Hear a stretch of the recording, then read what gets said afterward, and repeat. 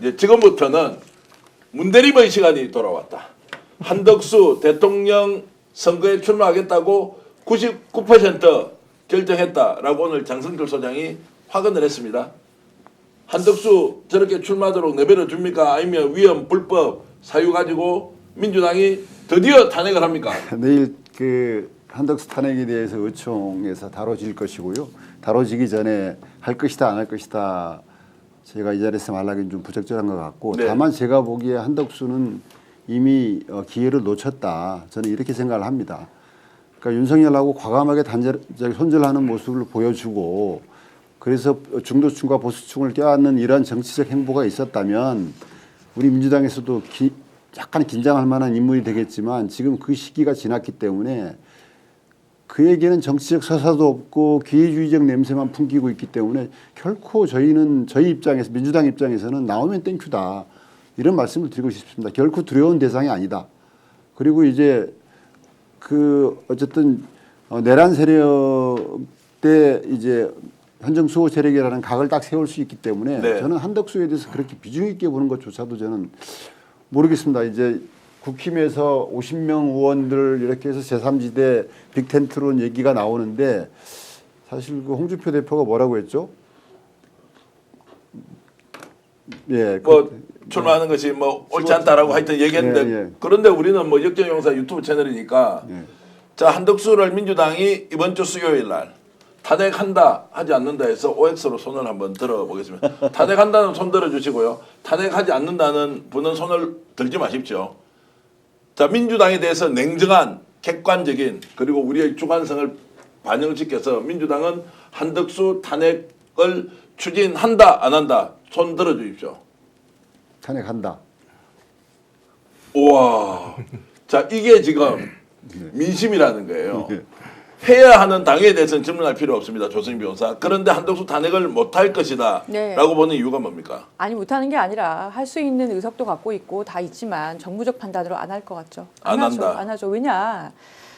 다들 그렇게 지금 생각하잖아요. 그러니까 지금 탄핵이 줄기각이 헌법재판소에서 났는데 계속 헌법재판소가 무슨 뭐 증거가 없네, 뭐가 없네 하면서 웬만하면 탄핵 좀 하지 마 이렇게 시그널을 보내고 있잖아요. 그러니까 계속 민주당에 대해서 언론이 공격을 또 하지 않습니까? 계속 뭐 무슨 뭐 탄핵을 뭐 남발하네 어쩌네 하면서. 근데 민주당 입장에서 보면 그럼에도 불구하고 국민들이 원하시는 아니면 꼭 해야 되는 탄핵은 해야 되는데 어쨌거나 지금 대선 앞두고 있고 그러면 한 발 한 발이 무슨 불똥 튈까?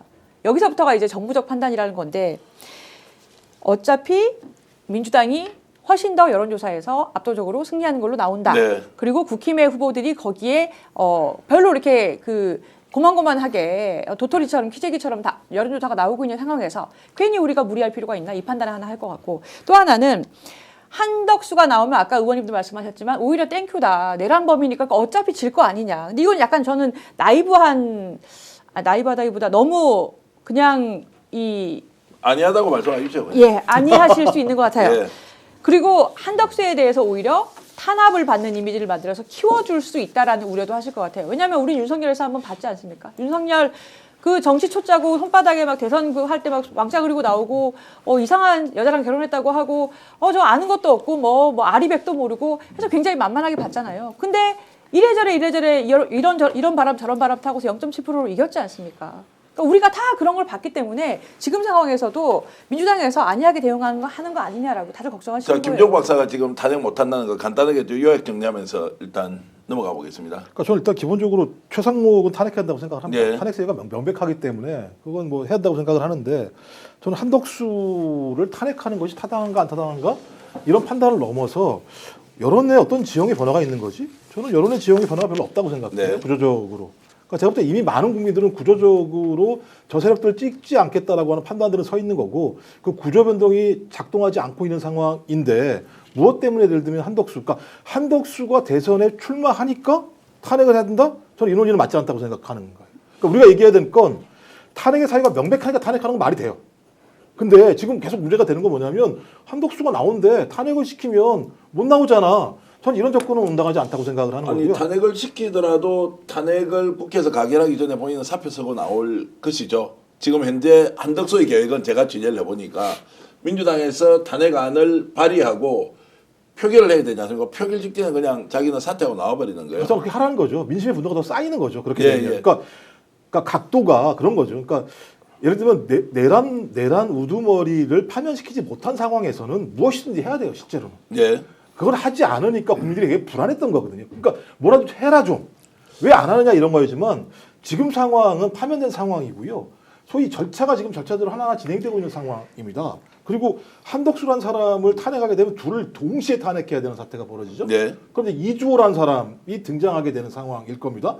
저는 그런 구도가 좋을까? 자, 민주당에게? 이 말씀도 오늘 방송 어떠셨습니까? 마음에 들었다면 구독, 좋아요로 스픽스를 응원해 주십시오. 여러분들의 구독, 좋아요는 가장 큰 힘이 됩니다. 스픽스 구독, 좋아요.